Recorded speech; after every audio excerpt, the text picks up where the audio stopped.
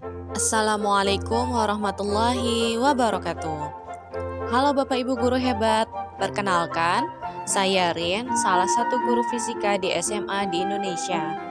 Di video kali ini, saya akan membagikan hasil belajar saya dengan mengoneksikan materi dari modul 2.1 ini. Di modul sebelumnya, yaitu modul 1, kita sudah belajar tentang filosofi pendidikan yang digaungkan oleh Ki Hajar Dewantara.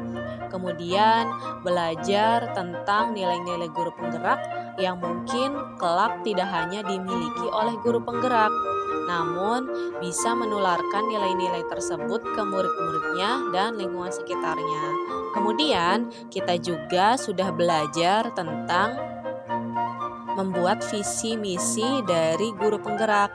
Setelah kita mengetahui esensi dari pendidikan itu sendiri, kemudian ditanamkan nilai-nilai guru penggerak dan dibimbing untuk membuat visi guru penggerak agar muridnya memiliki nilai-nilai yang baik untuk kehidupannya di masa depan, kita dianjurkan untuk melakukan eksekusi dengan mengimplementasikan budaya positif di lingkungan belajar. Dan di modul yang baru ini kita memulai chapter baru, yaitu modul 2 yang akan dibuka dengan modul 2.1 tentang pembelajaran berdiferensiasi. Menariknya, setelah kita sadari dan disadarkan akan esensi dari pendidikan itu sendiri, diberi penguatan karakter kita sebagai pendidik itu seperti apa, serta visi dari kita sendiri untuk pendidikan, saatnya kita mencoba untuk bersinggungan langsung dengan murid. Sebenarnya di sini kenapa harus dibuka dengan pembelajaran diferensiasi? Sebetulnya apa sih pembelajaran berdiferensiasi itu? Bapak Ibu guru hebat, kita sudah sama-sama belajar dan mengetahui tentang pembelajaran berdiferensiasi. Pembelajaran berdiferensiasi adalah serangkaian keputusan masuk akal atau common sense yang dibuat oleh guru yang berorientasi kepada kebutuhan murid. Pembelajaran diferensiasi juga dapat diartikan sebagai pembelajaran yang memfokuskan untuk memfasilitasi kebutuhan belajar murid selama proses belajar. Di sisi lain, pembelajaran berdiferensiasi juga itu bisa diartikan dengan usaha guru untuk menyesuaikan proses pembelajaran di kelas untuk memenuhi kebutuhan belajar individu atau murid. Dalam pengertian yang tadi, kita mendengar kata common sense. Keputusan yang dibuat atau common sense yang diambil itu harus mempertimbangkan beberapa hal. Beberapa aspek-aspek itu diantaranya yaitu pertama, tujuan pembelajaran yang didefinisikan itu harus jelas.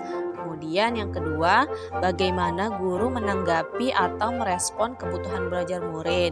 Yang ketiga, lingkungan belajar yang mengundang murid untuk belajar. Yang keempat, manajemen kelas yang efektif. Dan yang kelima, penilaian berkelanjutan. Lalu, di pembelajaran berdiferensiasi itu, kita memperhatikan aspek kebutuhan belajar murid. Di antaranya adalah yang pertama kesiapan belajar murid atau readiness, kemudian yang kedua ada minat murid, dan yang ketiga ada profil belajar murid. Baik Bapak Ibu guru hebat, mari kita bahas satu persatu. Pertama, kesiapan belajar murid atau readiness. Kesiapan belajar atau readiness adalah kapasitas untuk mempelajari materi, konsep, atau keterampilan baru. Sebuah tugas yang mempertimbangkan tingkat kesiapan murid akan membawa murid keluar dari zona nyaman mereka dan memberikan mereka tantangan. Namun, dengan lingkungan belajar yang tepat dan dukungan yang memadai, mereka tetap dapat menguasai materi atau keterampilan baru tersebut. Ada banyak cara untuk membedakan kesiapan belajar. seperti pada kasus yang ditampilkan di dalam slide oleh Ibu Lili yang akan mengajar pembelajaran matematika. Di sini ada tabel kesiapan belajar dan juga disuguhkan kegiatan pembelajaran apa yang akan disuguhkan. Contoh, kesiapan belajarnya adalah untuk murid yang telah memahami konsep keliling dan dapat melakukan operasi hitung dasar, maka kegiatan pembelajarannya Bapak Ibu bisa mendesain untuk murid diminta mengerjakan soal-soal tantangan yang mengaplikasikan konsep keliling dalam kehidupan sehari-hari, dan diminta juga untuk bekerja secara mandiri dan saling memeriksa pekerjaan masing-masing. Begitupun step selanjutnya. Yang terakhir di paling bawah, kalau ada di fase kesiapan belajar di mana untuk murid yang belum memahami konsep keliling, kegiatan pembelajarannya Bapak Ibu bisa mengadopsi dari sini, yakni murid akan mendapatkan pembelajaran eksplisit tentang konsep keliling dan kemudian akan berlatih menyelesaikan soal dengan bimbingan guru, baik dalam grup maupun secara individual. Guru akan memberikan scaffolding dalam proses ini. Baik, yang kedua, minat murid. Minat itu adalah suatu keadaan mental yang menghasilkan respon terarah kepada suatu situasi atau objek tertentu yang menyenangkan dan memberi kepuasan diri. Menurut Tomlinson, di tahun 2001 mengatakan bahwa tujuan melakukan pembelajaran yang berbasis minat diantaranya pertama, bisa membantu murid menyadari bahwa ada kecocokan antara sekolah dan kecintaan mereka sendiri untuk belajar. Yang kedua, bisa mendemonstrasikan keterhubungan antara semua pembelajaran. Yang ketiga, menggunakan keterampilan atau ide yang dikenal murid sebagai jembatan untuk mempelajari ide atau keterampilan yang kurang kenal atau baru bagi mereka. Lalu, bisa meningkatkan motivasi murid untuk belajar lebih giat lagi. Di sini ada dua perspektif minat murid. Yang pertama, minat situasional, dan yang kedua adalah minat individu. Apa perbedaan di antara keduanya? Nah, minat situasional itu di mana keadaan psikologis yang dicirikan oleh peningkatan perhatian, upaya, dan pengaruh yang dialami pada saat tertentu. Jadi, sifatnya itu timing. Sangat bergantung dengan waktu, berbeda dengan minat individu.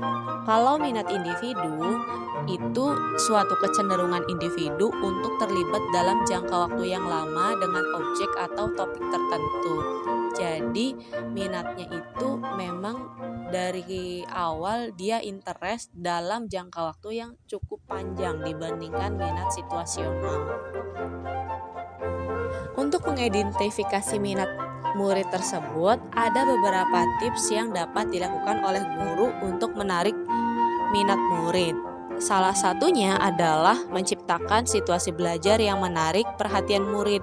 Contoh, dengan eksperimen, dengan diselipkan humor, kemudian ada kuis yang kekinian, memanfaatkan teknologi, dan lain sebagainya.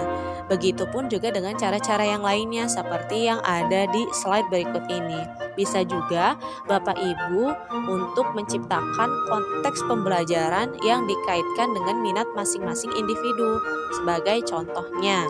Kemudian mengkomunikasikan nilai manfaat dari apa yang dipelajari. Lalu menciptakan kesempatan-kesempatan belajar di mana murid dapat memecahkan persoalan atau bisa dibungkus pembelajaran tersebut dengan model pembelajaran problem based learning. Yang ketiga, itu ada profil belajar murid. Profil belajar ini mengacu pada cara-cara bagaimana kita sebagai individu yang baik itu memilih dan juga menentukan bagaimana cara kita supaya betah belajar.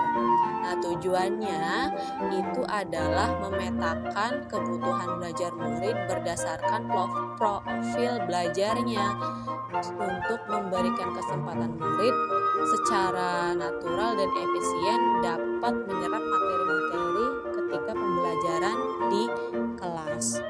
Seperti itu. Profil belajar murid itu terkait dengan banyak faktor. Di antaranya yaitu preferensi terhadap lingkungan belajar, pengaruh budaya, preferensi gaya belajar, dan juga preferensi berdasarkan kecerdasan majemuk. Dan masing-masingnya ini punya pengaruh tersendiri. Contohnya seperti gaya belajar. Gaya belajar di sini bisa dikategorikan menjadi 3. Ada visual, ada auditori, ada kinestetik. Bahkan di dalam satu siswa pun itu kadang ada yang gaya belajarnya itu bukan hanya visual tapi juga auditori, sehingga dia tidak memungkinkan untuk belajar secara kinestetis. Begitupun juga dengan yang lainnya, bisa juga dikombin dengan gaya belajar yang lain bergantung dengan keadaan murid tersebut. Terlebih budaya di sini kita berbeda-beda. Jangankan tiap provinsi, bahkan tiap daerah antar desa pun culture-nya ada yang berbeda sedikit, sehingga kerap kali menimbulkan perbedaan yang signifikan yang itu dinotis oleh beberapa murid. Seperti contoh kalau di real life di Kecamatan Kandang Haur itu rata-rata menggunakan bahasa Jawa, Indramayunya adalah krama. Tapi berbeda dengan Kecamatan Gabus Wetan. Di sini lebih cenderung banyak menggunakan bahasa Jawa secara ngoko, seperti itu. Jadi ada perbedaan budaya di sana dari segi bahasa juga dan lain sebagainya, sehingga pendekatannya pun di dalam pembelajaran itu akan berbeda. Lalu di sini kita juga sudah belajar tentang jenis-jenis pembelajaran berdiferensiasi. Kita bisa memodifikasi pembelajaran berdiferensiasi itu untuk bisa memfasilitasi murid-murid agar semuanya itu merasa nyaman ketika belajar di kelas. Di antaranya bisa dalam diferensiasi konten, bisa dari diferensiasi proses, dan juga bisa dari diferensiasi produk. Apa perbedaan ketiganya?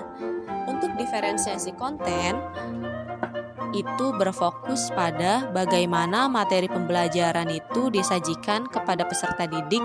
Dalam diferensiasi konten ini, guru pun mengubah materi pembelajaran agar sesuai dengan tingkat pemahaman, minat, dan juga gaya belajar siswa. Jadi konten materinya yang dibedakan, seperti itu. Lalu untuk diferensiasi proses di sini berkaitan dengan bagaimana cara guru membelajarkan dan membimbing peserta didik dalam kelas. Apakah one by one ataukah berkolaborasi dengan teman-teman yang lain atau yang lainnya. Kemudian yang terakhir ada diferensiasi produk, di mana diferensiasi produk ini adalah variasi hasil tugas pembelajaran dan penilaian produk atau hasil belajar peserta didik. Di sini menekankan outputnya, proyeknya itu siswa atau murid dibebaskan memilih mana yang disanggupi oleh mereka. Pembelajarannya bisa dibedakan. Begitupun juga dengan asesmennya bisa dibedakan juga di dalam pembelajaran ini. Terdapat 3 jenis asesmen. Yang pertama ada assessment for learning, yang kedua ada assessment of learning, dan yang ketiga itu ada assessment as learning. Yang pertama, maksud dari assessment for learning itu adalah penilaian yang dilakukan selama berlangsungnya proses pembelajaran dan biasanya digunakan sebagai dasar untuk memperbaiki proses belajar mengajar di kelas. Nah, fungsinya itu adalah penilaian formatif, sering juga disebut sebagai penilaian yang berkelanjutan atau ongoing assessment. Kemudian yang kedua ada assessment of learning. Assessment of learning itu penilaian yang dilaksanakan setelah proses pembelajaran selesai. Fungsinya itu penilaian sumatif. Lalu terakhir ada assessment as learning. Maksudnya adalah penilaian ini itu sebagai proses belajar dan melibatkan murid-murid secara aktif dalam kegiatan penilaian tersebut. Dan penilaian ini juga dapat berfungsi sebagai penilaian formatif. Tadi Bapak Ibu guru sempat ada kata formatif dan sumatif yang terdengar di video ini. Apa sih sebetulnya penilaian sumatif dan formatif? Di mana letak perbedaannya? Asesmen formatif ini dilakukan saat proses pembelajaran masih berlangsung. Nah, penilaian formatif ini sifatnya memonitor proses pembelajaran dan dilakukan secara berkelanjutan serta konsisten, sehingga akan membantu guru untuk memantau pengetahuan, pemahaman, dan keterampilan murid yang berkembang terkait dengan topik atau materi yang sedang dipelajari. Hasil dari penilaian ini akan menjadi sumber yang sangat berharga untuk mengidentifikasi atau memetakan kebutuhan belajar murid. Sehingga lewat proses ini, guru akan dapat mengetahui bagaimana ia dapat melanjutkan proses pengajaran yang ia lakukan dan memaksimalkan peluang bagi tercapainya pertumbuhan dan kesuksesan murid dalam materi atau topik tersebut. Nah, sedangkan asesmen sumatif ini biasanya dilakukan setelah sebuah unit atau proses pembelajaran selesai, atau bahkan kita tuh sering melakukan penilaian sumatif itu di akhir bab, sehingga biasanya hasilnya itu digunakan untuk membuat keputusan tentang seorang anak itu seperti apa. Misalnya untuk memutuskan nilai rapot anak, nilai kenaikan kelas, apakah dia ditentukan naik kelas atau tidak, lulus SMA atau tidak, dan lain sebagainya. Kemudian bagaimana pembelajaran berdiferensiasi ini dapat memenuhi kebutuhan belajar murid dan membantu mencapai hasil belajar yang optimal? Perlu diketahui bahwa setiap anak itu memiliki kemampuan yang berbeda-beda secara lahiriah yang sudah dianugerahkan oleh Tuhan Yang Maha Esa. Di sini kita mencoba untuk menebalkan saja dan juga memfasilitasi dari apa yang mereka punya sedari kecil yang dianugerahi oleh Tuhan dan tentunya yang sudah dipoles oleh orang tuanya. Selain itu, kita juga bisa melihat dari minat mereka dalam situasi-situasi tertentu. Tugas kita hanya menuntun mereka agar mereka bisa menemukan versi diri mereka sendiri dan juga bisa menyadari bahwa belajar itu bukan suatu beban, namun adalah tantangan yang perlu ditaklukkan oleh mereka supaya mereka bisa survive di masa depan. Tidak ada kata terlambat untuk bisa melakukan perubahan meskipun hanya 1 mm. Baik Bapak Ibu guru, sampai sini dulu video dari saya. Semoga bermanfaat dan menginspirasi, dan juga mohon untuk kritik membangun dan sarannya di kolom komentar. Sampai sini dulu, saya ucapkan terima kasih. Wabillahi taufiq wal hidayah. Assalamualaikum warahmatullahi wabarakatuh.